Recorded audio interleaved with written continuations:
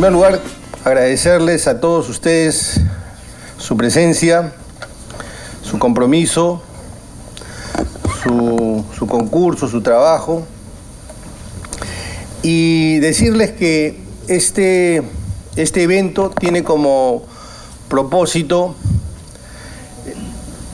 por lo menos desde el punto o desde la mirada de quien es encargado de la Defensoría del Pueblo, transmitir algunos mensajes concurrentemente a lo que acaba de decir Eliana. En primer lugar, creo que conviene, es importante que nos preguntemos en esta hora qué es la Defensoría del Pueblo.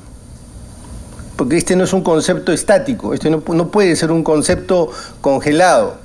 Las instituciones tienen que responder a los contextos que les toca vivir. Y creo que esta pregunta es una pregunta pertinente. Y la siguiente pregunta es, ¿qué debemos hacer? Después de solventar, después de responder la primera pregunta, ¿qué es la Defensoría del Pueblo hoy? ¿Y qué debemos hacer? ¿Cuál es nuestra tarea? ¿Cuál es nuestra agenda? Para responder esta pregunta, ¿qué es la Defensoría hoy? Tenemos que al propio tiempo respondernos qué es lo que está pasando, qué es lo que sucede en el país, qué es lo que sucede en el mundo. En realidad no alcanzaría toda esta sesión, estas dos sesiones, la de estos 2 días, para hablar de lo que sucede en el mundo, pero lo que sucede directamente y que nos atañe, yo diría que son 3 cosas.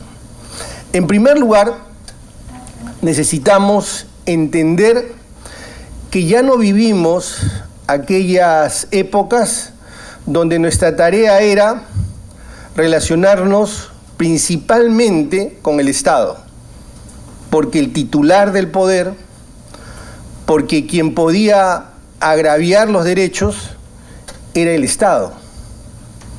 Y yo diría incluso que este es un discurso que nos han vendido a lo largo de décadas, haciéndonos creer que el único poder que existe es el poder del Estado. Y entonces el poder que hay que atajar, el poder que hay que controlar, es el poder del Estado. Pero esta no es la realidad. La democracia es una creación, es una construcción que en algún momento de la historia de la humanidad se empieza a desarrollar y que tiene como propósito el control del poder, el ejercicio de los derechos. Y la Defensoría, junto con otras instituciones, tiene como objetivo garantizar ese control del poder. En este sentido, la Defensoría es un contrapoder y es un garante de derechos fundamentales. En realidad, estas dos funciones están maridadas, están íntimamente relacionadas. Pero no solo atajar el poder del Estado, ni solo hacer trabajos y esfuerzos para que los derechos sean reales a partir de la tarea que tiene que cumplir el Estado, porque hay otros poderes. En realidad siempre los han habido, pero hoy tienen una agresividad, tienen un concurso en nuestras vidas que ya no podemos nosotros ponernos a pensar, creer y mucho menos actuar alineados en una conducta que solo tenga que hacer y ver con lo que realiza el Estado. Me estoy refiriendo al poder en el mercado. Mucha parte de nuestras vidas están en el mercado. Salud, educación, alimentación. Miren lo que acaba de pasar con las conservas. No necesito mayor esfuerzo para acreditar, patentar, evidenciar lo que estoy diciendo. No necesito mayor esfuerzo. Recuerden, hace un año atrás, cuando di un primer mensaje a ustedes, créanme que en los rostros de muchos de ustedes yo vi un signo de interrogación grande. Y no, creo que Gutiérrez está desenfocado. No, creo que el hombre está un poco perdido. De hecho, hubo un editorial del Comercio que decía defensor fuera del área, como diciendo, este señor no sabe cuál es la función de una defensoría. Déjenme decirles que yo me reafirmo, confirmo, ratifico que la función de las defensorías, de la Defensoría del Pueblo, no es solo controlar, esforzar o concurrir en el control del poder del Estado, sino también de el poder en el mercado, porque no es el único poder.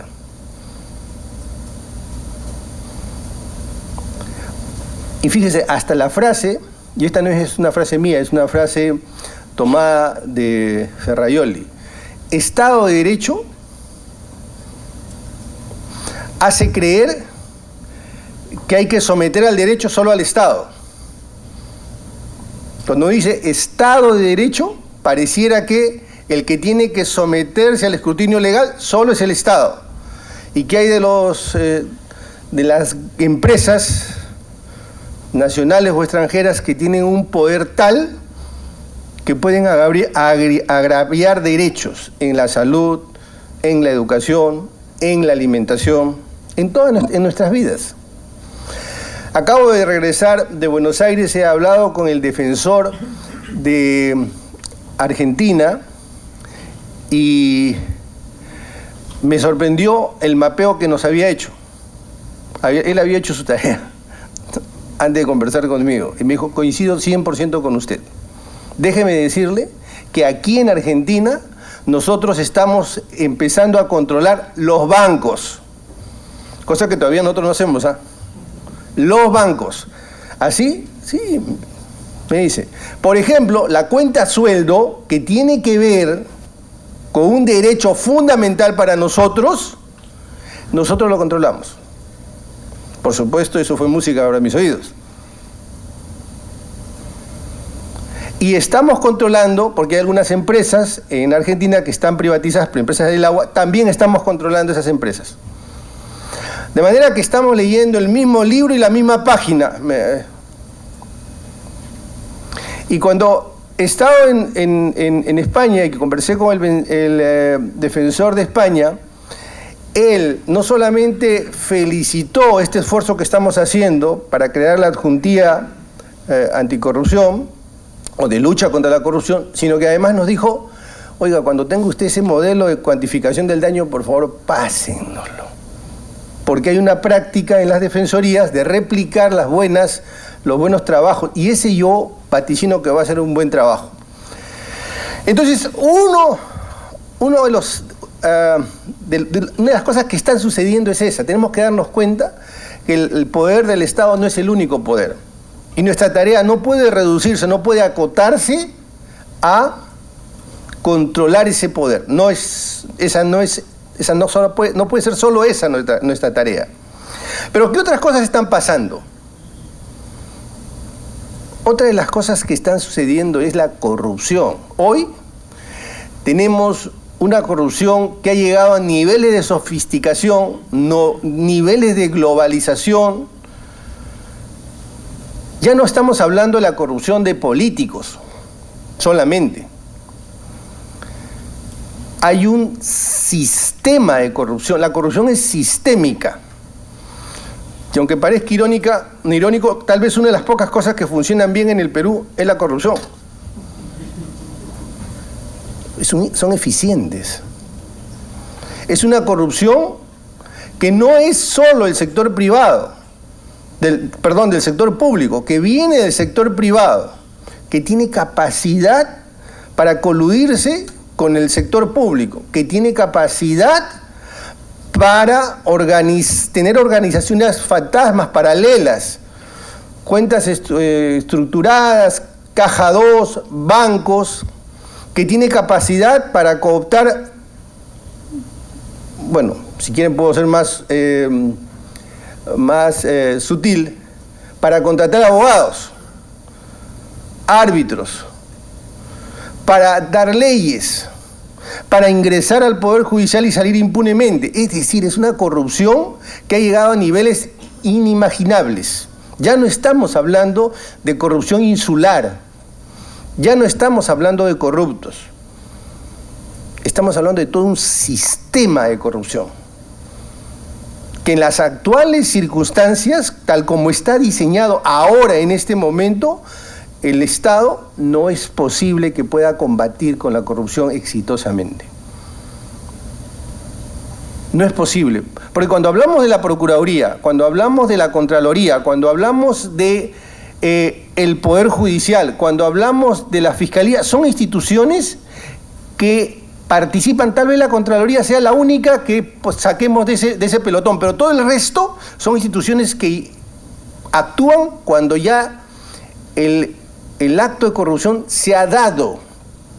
Es decir, llegan tarde, todas.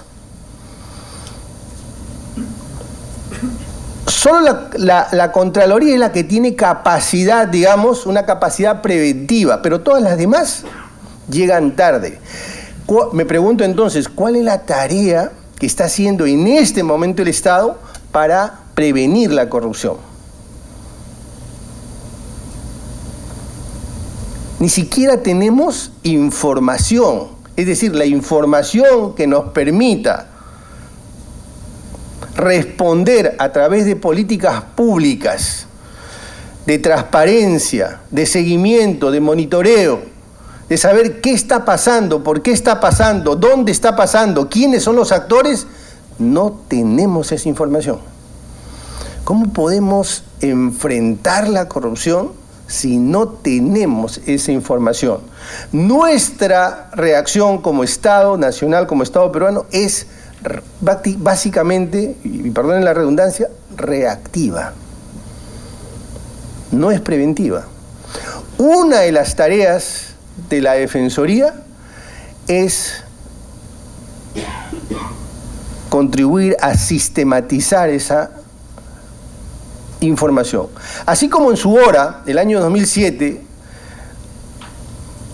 Beatriz Merino tuvo la feliz iniciativa de crear la adjuntía de conflictos, y hoy mucho de lo que se sabe, tal vez la mayoría de cosas que conocemos, es porque ha sido la Defensoría del Pueblo que puso el tema en la agenda, que cuantificó, que identificó los conflictos, que empezó a conocer toda la curva de cómo es que evolucionan los conflictos, y aparecieron otras instituciones. Si no fuera por la Defensoría, hoy este tema de repente todavía sería un tema marginal. Bueno, con esa misma lógica hemos creado una adjuntía de eficiencia, transparencia del Estado y lucha contra la corrupción, porque nos toca generar información, nos toca sistematizar esa información, nos toca trasladar esa información al Estado. Dentro del marco del artículo 162, la segunda parte que nos dice, que nos señala, que nos demanda que nosotros veamos la marcha administrativa del Estado. Y una tercera cosa que viene sucediendo es algo que no solo pasa en el Perú. Claro, en este punto sí somos bien competitivos, estamos en los primeros lugares. La desigualdad de derechos de la mujer y la violencia contra la mujer. Hace un par de días Macron en Francia acaba de señalar que todo su gobierno va a estar enderezado, orientado a revertir esta situación. Y ha presentado un plan para los próximos 4 o 5 años. Lo ha puesto como tema central. Porque este tema no es un tema que sucede en el Perú. Y aquí voy a hacer una digresión, permítame, les pido la paciencia a nuestros invitados, porque yo sé que ellos tienen sus agendas muy complicadas, pero creo que es importante que le dedique unos minutos a esto. ¿Por qué pasa esto, no solo en el Perú, sino en todas partes del mundo? ¿Por qué sucede esto? ¿Por qué la violencia contra la mujer? ¿Por qué esta desigualdad? ¿Por qué estas brechas? ¿Cuál es la razón? La razón es simple y cruda. Porque la igualdad, ya lo he mencionado, me parece, en otras partes, en otros momentos, la igualdad no es natural. Los derechos no son naturales, son artificialezas, son construcciones. Lo natural es el dominio, lo natural es el poder, lo natural es el sometimiento, eso es lo natural. Tal vez suene duro esto, pues es realidad. En algún momento de la historia de la humanidad, en el itinerario vital del ser humano, se empezaron a construir instituciones para que seamos iguales. Ayer en RPP yo les decía, en 1776, cuando se dio la Declaración de Independencia, ese famoso documento que estoy seguro que todos conocen, ese documento empezaba diciendo, todos los hombres nacen libres. Asumimos como verdades evidentes que todos los hombres son iguales y que todos los hombres tienen derecho a la búsqueda de la felicidad. Dice todos los hombres, ¿eh? No dice todas las mujeres. Se refiere a ellos, no se refiere a ellas.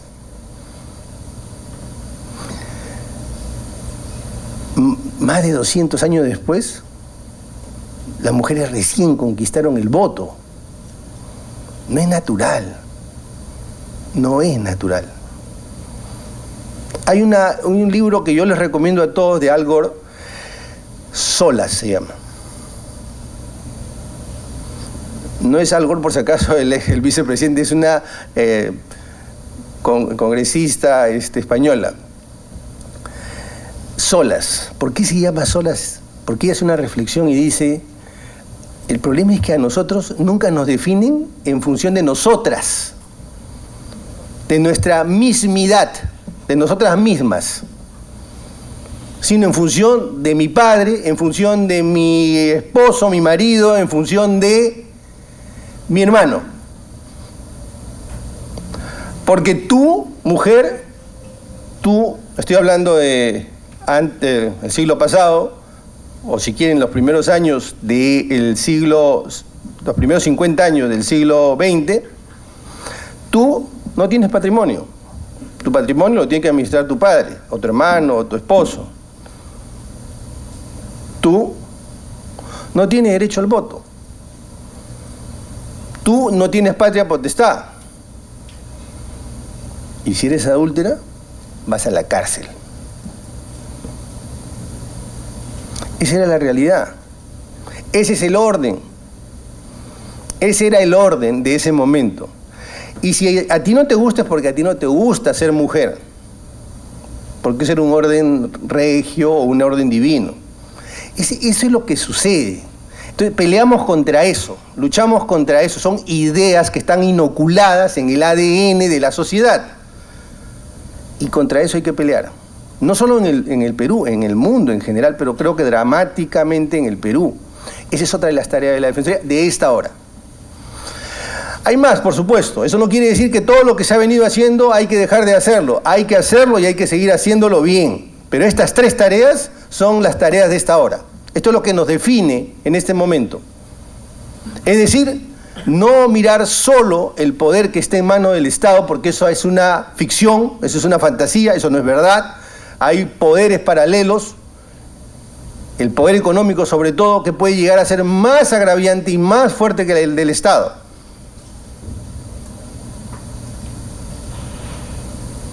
La corrupción es la otra tarea que nosotros tenemos que enfrentar. No podemos ponernos de perfil como la Defensoría, como Defensoría del Pueblo. Ahí tenemos una demanda, una tarea por hacer, y la vamos a hacer. Yo sé que a muchas instituciones no les gusta esto, pero nosotros por definición tenemos que ser incómodos. Y la tercera tarea, que no por tercera menos importante, es los derechos de la mujer. Cerrar esas brechas. Nadie que pueda decir que es demócrata puede estar en contra de este esfuerzo que tiene que hacer la Defensoría. Porque si la democracia es la lucha por la libertad, la lucha por la igualdad, en el núcleo duro de esas ideas están los derechos de la mujer. Yo quería decirles, la verdad que quería decirles muchas cosas más, pero yo no puedo extenderme mucho.